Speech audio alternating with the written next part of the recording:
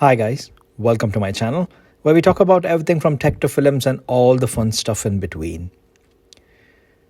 Recently, I made a video about what iPad makes the most sense in 2019 and also gave reasons why that is. I will link down that video below if you wish to check it out.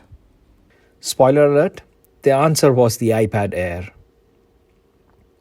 So here I have my very own iPad Air 2019, also known as the iPad Air 3rd Gen or the iPad Air 10.5 inches. This is the Wi-Fi only model with the entry level storage of 64 gigabytes and it is in the space gray color.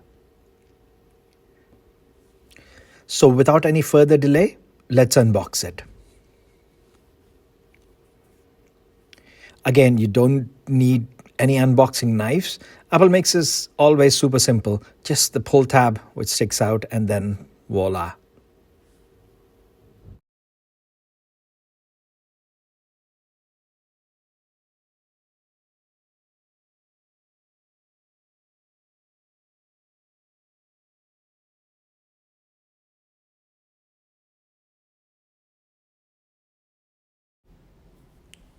Wow.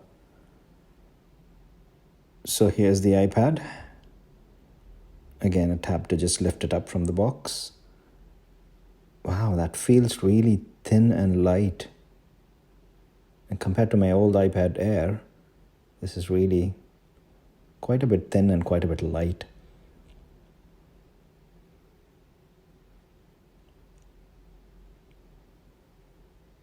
Again, okay, I'll unwrap this.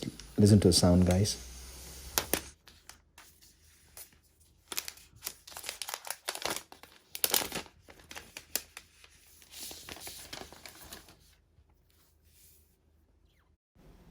Wow, that always feels so satisfying.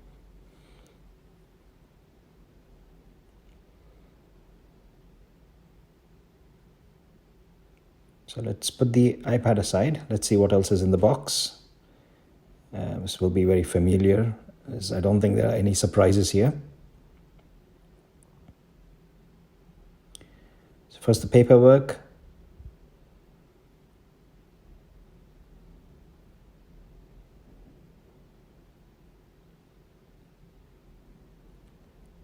So you got the quick start guide, warranty information, and then yes, that all important Apple stickers. They're a bit small and not color coded again. That's it. That's the cardboard. All right. Next up is the power adapter. So the UK system, so that goes in there. You get the 10 watt hour power adapter.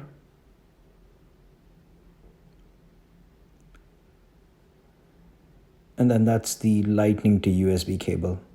It's not USB-C, it's just the normal USB cable which we always used to get with an iPad.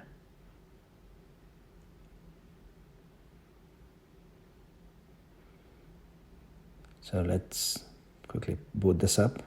Oh, it's the power switch right on the top.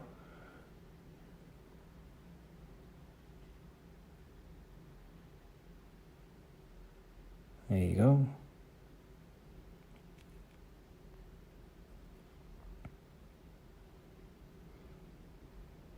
That's it. Hello. Let's quickly look at around. So you've got the volume rocker on the side. On the top, there's the power on-off switch. And then you got the 3.5mm headphone jack. It's nice to have it in there because the pros get rid of it. The side, you have got the smart connector for Apple's smart keyboard.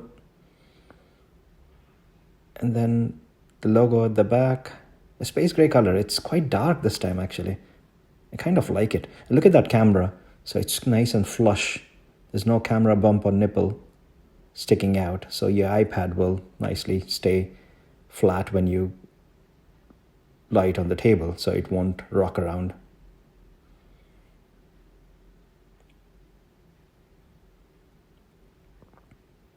So there you go, guys. That's the iPad Air 2019 unboxed. So let's set this iPad up. First up is language, country. I want to set this iPad up as new actually. I don't want to back it up from my old iPad. Let's keep everything fresh and new on this one.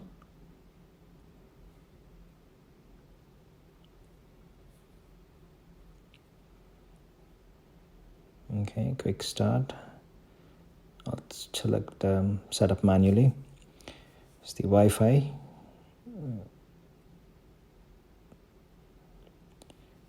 I'll enter the password off screen. There you go. I'm connected to Wi-Fi now.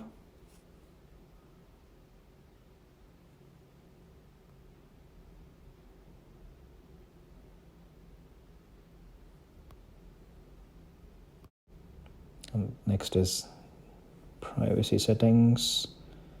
Okay, continue. Touch ID. So again, that's a first for me on an iPad. Really, the iPad Air Gen 1 didn't have that. And I believe this is the latest generation of the Touch ID. I first used this on the iPhone 5 actually. That was the first one to feature the Touch ID. There you go. Just do it in different grips, and then it's asking you to create a passcode. Let me do that off screen. And then it's asking me what to do. Restore it from cloud. I'll just choose don't transfer. And yeah, I need to sign into my Apple ID to activate the iPad. Again, I'll do this off screen. Terms and conditions, agree.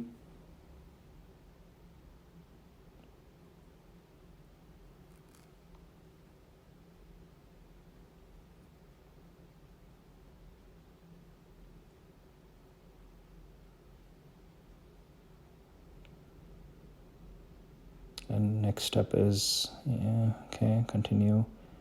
Location services.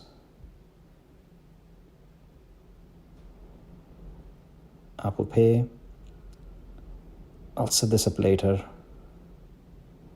Siri. That's enabled. Screen time. Okay, that's fine. Analytics. Choose don't share for now. True tone. So you can actually see how the True Tone looks like. So see that if you see it without and see it with, it's quite a difference actually. Continue. So it's actually showing me a few of the instructions about how to use various gestures and various pull down menus and what happens. And that's it. Get started. There you go. That's the iPad. All set up. Out of the box, I'm not sure it's got iOS 13. the iPad OS. I think this still is running some version of iPad, the iOS 12, not the recent iPad OS. And that's Touch ID. Wow, that is fast. It's almost as you probably won't see the lock screen. Let's quickly take a look at the specs, shall we? And see how they translate into the real world. The iPad Air 3 packs a 10.5-inch LED multi-touch display sporting 2224 by 1668 pixel resolution at a 264 pixel per inch. All current 2019 iPads, including the iPad Pros, have got the same PPI. It's just that the Pros get the ProMotion technology, which means the screen refreshes at 120 frames per second instead of the usual 60 frames. Which means the iPad will feel super smooth while scrolling. Not that you'll notice lag on the other iPads, and the difference is only visible when you compare them side by side. Or maybe you've used the ProMotion and you got so used to it that anything else would seem like a downgrade. The display also supports True Tone, which means it adjusts to the color temperature of the surroundings, giving you pleasant screen brightness at the same time saving battery. Some like this, but I usually keep it off, as in some dark settings with the True Tone on, I feel the screen brightness is too low. The display also has fingerprint resistance coating, whatever that means, because it smudges like crazy. So I'm going to end up applying a screen protector anyways. The screen also has got anti-reflective coating. Now this is again a first for me, as my Gen 1 iPad Air did not have it. So I will let you know how that pans out once I get a chance to thoroughly use it. The display also is fully laminated, which means there's no gap between the screen and the glass. And this was really noticeable on my iPad Air, as you can see. However, as I mentioned in my other video, if you get the black entry-level iPad, this gap is not that visible, as the black color kind of conceals it a bit. The peak brightness of the screen is 500 nits, so it really gets bright. Even in sunlight, you should have no issues.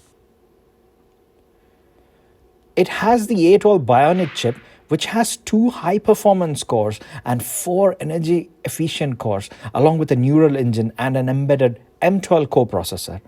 The A12 chip was first introduced with the iPhone XS last year. So speed should not really be an issue. You can play Fortnite at full refresh rate, and the A12 will hold up like a champ. And for every other day-to-day tasks, it just whizzes through.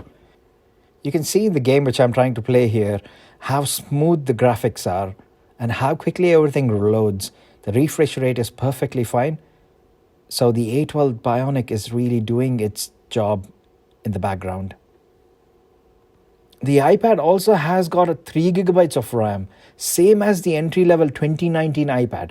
The last year's 2018 iPad only had 2, so they've actually updated it and brought it in line with the iPad Air. Again, this is the first time, as all the iPads which I ever owned had only up to 1 gigabyte max RAM. So I will test this out and report in my full review, and also will do a comparison between my old iPad Air Generation 1 and the current iPad Air and see what kind of a big difference it makes. The camera at the back is an 8 megapixel sensor with an f2.2 aperture. There is no flash or optical image stabilization. Actually, the 2017 iPad Pro is the only iPad which has got optical image stabilization. Even the current 2018 iPad Pros do not have this feature. Apple got rid of that completely. The camera supports 1080p HD recording, so no 4K recording here, guys. There's also no flash. It's decent to take the odd photo or video or even scanning documents, but even if you get the iPad Pro, there are chances that the phone in your pocket will take better pictures any day. You get a very decent front-facing camera at 7 megapixels with an f2.2 aperture, capable of shooting full HD videos up to 30 frames per second. The front camera also has got retina flash, which means the screen kind of flashes, giving you that extra flash-like light when taking selfies. Next up is Touch ID. Again, a first for me on the iPad. Wow, I've kind of stayed behind the race a lot. I should have upgraded recently, but what to do? My iPad Air kinds of worked for what I use it mainly for. So this is Gen 2 Touch ID, and this is very simple and super fast and more accurate, even more accurate than the Face ID. Really, I mean, compare this to the Face ID on my iPhone 10 or the iPhone 11 Pro. This is perfectly fine. It works more times than the Face ID. You only get 2 storage options, which is a 64 and a 256 gigabytes. I got the 64 gigabyte version. Not that I don't need more memory, but I also use iCloud storage, so I can make do with it for now. You get the option of silver, space gray, and gold colors. I went for the space gray on purpose. See, whilst watching movies, especially in low light, the black front borders blend in and give you a better viewing experience. I used to use white until now, and the black makes sense, unlike the Pro, as it doesn't matter what color you get because the front is always black.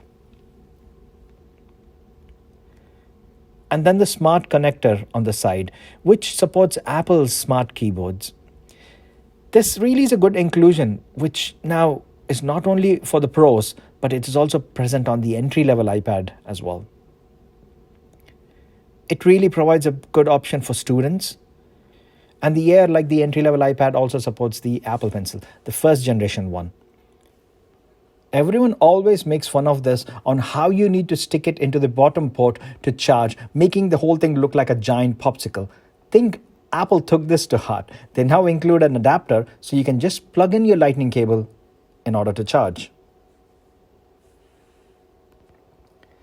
And the rest is all usual iPad. Out of the box, the iPad Air doesn't come with iPad OS installed, but a quick update, I'm now running the best thing to happen to the iPad since forever. So guys, stay subscribed to my channel as I will post several fun and informative videos on the iPad, like iPad OS review, comparison between the first gen and the recent gen iPad, and a full in-depth review and even hints and tips. So please be subscribed. You do not have to turn that notifications bell on, as I know how inundated it gets if we keep on getting a notification for everything. So just please subscribe, and that will help a lot for new YouTubers like me. So that's all for now, guys. I hope you liked the video. And as always, thanks a lot for staying with me until the end. I will see you in the next video. Bye for now.